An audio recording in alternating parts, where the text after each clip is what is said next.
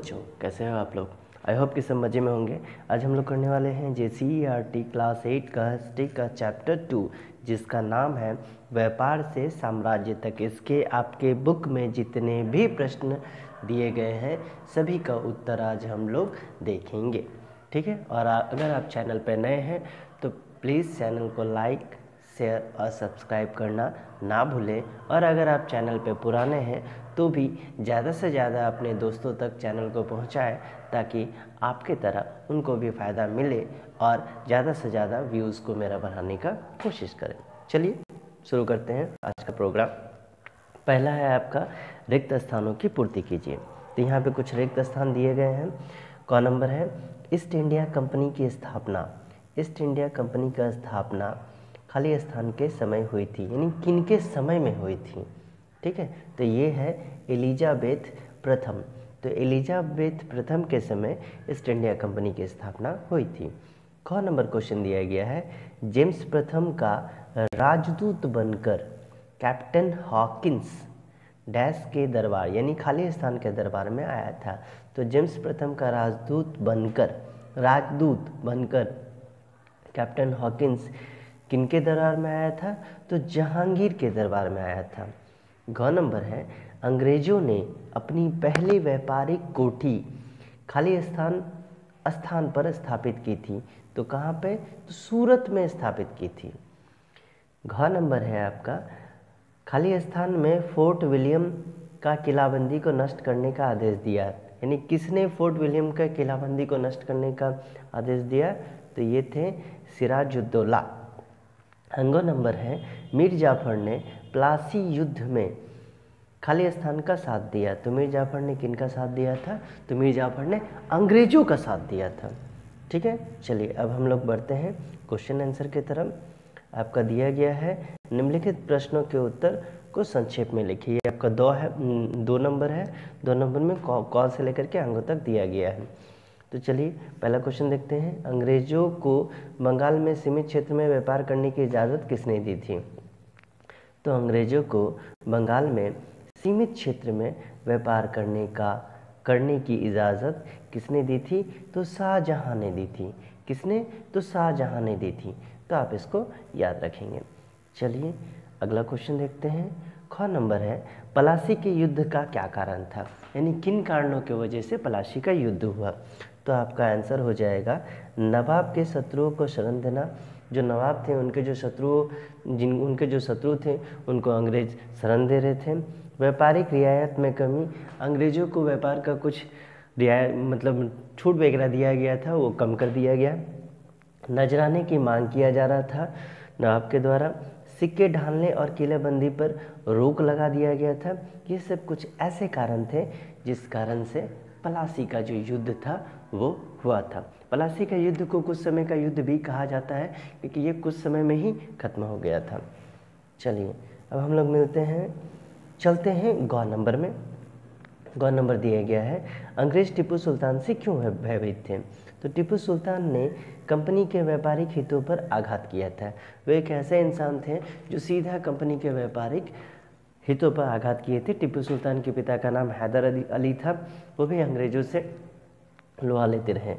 उसने अपनी रियासत के बंदरगाहों से, बंदरगाह कहने का मतलब है जहाँ से पानी का जो ट्रांसपोर्ट वगैरह होता है, यानी जहाँ से पानी के द्वारा चीज़ों को लाया जाता है, मतलब समुद्र के रास्ते बोल सकते हैं। तो वहाँ से चंदन, काली मिर्च, इलायची के निर्यात पर रोक लगा दी थी। साथ ही टीपू सुल्तान ने फ्रांसीसियों की मदद से अपनी सेना का आधुनिकीकरण भी कर लिया था, यानी अपनी सेना को पूरी तरीके से नए हथियारों से लैस कर लिया था। फ्रांसीसियों के साथ बढ़ते संबंध से अंग्रेज काफ़ी सशंकित हो चुके थे। सशंकित कहने का मतलब डर गए थे या भयभीत हो गए थे। इन सब कारणों से अंग्रेज टीपू सुल्तान से भयभीत थे। चलिए देखते हैं घ नंबर, झारखंड कंपनी सरकार के संपर्क में कैसे आया। झारखंड यानी अपना राज्य। झारखंड में अंग्रेजों का प्रवेश सिंहभूम जिले की ओर से हुआ था। किस जिले के, तो सिंहभूम जिले की ओर से।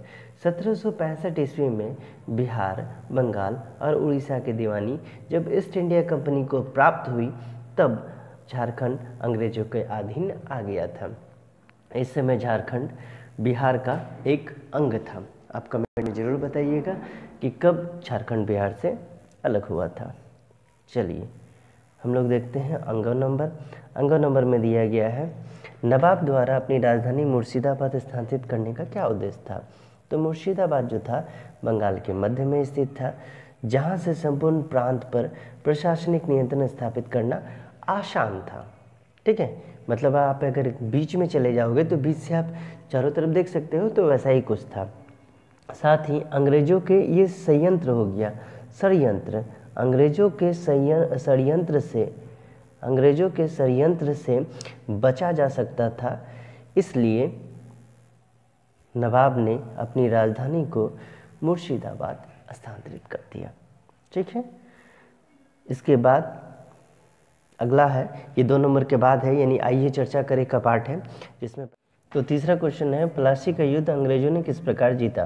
तो प्लासी का युद्ध जो था वो 23 जून 1757 को मुर्शिदाबाद के दक्षिण में 22 मील दूर नदिया जिले में गंगा नदी के किनारे एक जगह था जिनका नाम था प्लासी नामक स्थान पे ही हुआ था, इसलिए इसका नाम प्लासी का युद्ध पड़ा। इस युद्ध में एक ओर से ब्रिटिश ईस्ट इंडिया कंपनी की सेना थी, तो दूसरी तरफ बंगाल के नवाब की सेना थी, यानी ये ईस्ट इंडिया कंपनी और बंगाल के नवाब के बीच हुआ था। कंपनी की सेना ने रॉबर्ट क्लाइव के नेतृत्व में, यानी कंपनी की सेना का नेतृत्व कौन कर रहे थे, तो रॉबर्ट क्लाइव, और नवाब का नेतृत्व कौन कर रहे थे, तो सिराजुद्दौला के साथ ये युद्ध हुआ था और उन्होंने सिराजुद्दौला को हरा दिया। प्लासी के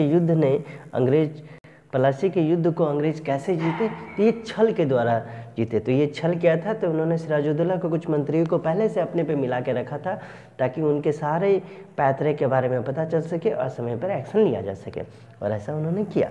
चलिए अब आते हैं हम लोग 4 नंबर क्वेश्चन में। तो 4 नंबर क्वेश्चन में क्या है, बक्सर युद्ध के क्या परिणाम हुए।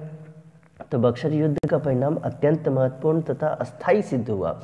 बक्सर के युद्ध में विजय होने के बाद भारत में वास्तविक रूप से ब्रिटिश की प्रभुसत्ता स्थापित हुई, यानी ये वो समय था जहां से ब्रिटिश पूरी तरीके से हमारे देश के अंदर अपनी जड़ें जमा चुकी थी।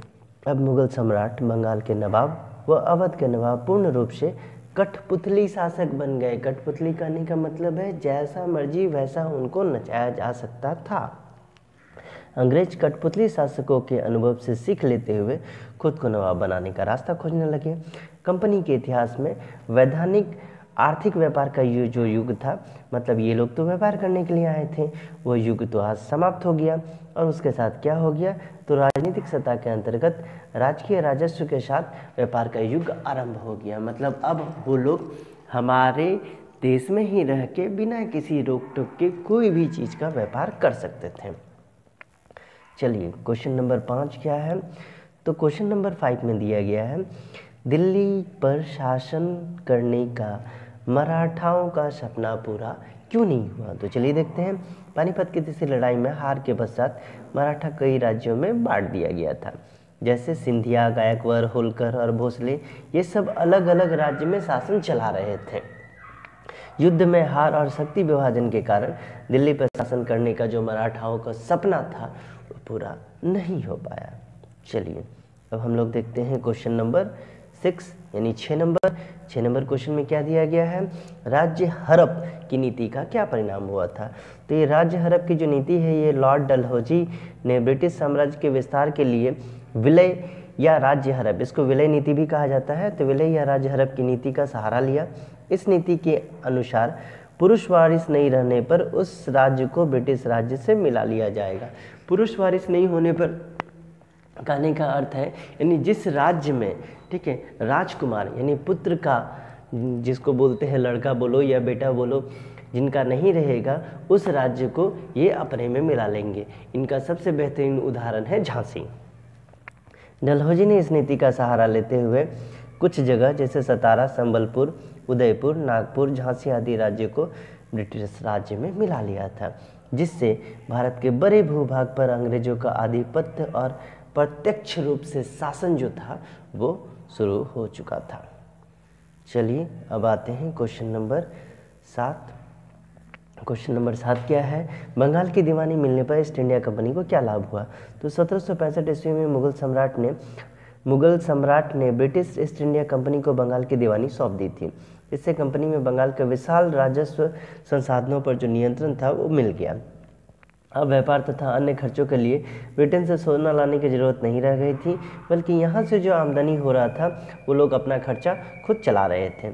इसके साथ ही वैधानिक आर्थिक व्यापार का जो युग था वो समाप्त हो गया और राजनीतिक सतह के अंतर्गत राजकीय सतह के साथ व्यापार का जो युग था वो आरंभ हो गया। ठीक है, तो इसी के साथ ये जो चैप्टर था पार्ट 2 ये होता है ख़त्म। आप चैनल को लाइक, सब्सक्राइब और शेयर करके अपना प्यार दिखाते रहें। इसी के साथ हम लोग मिलते हैं अगले वीडियो में, तब तक के लिए बाय बाय।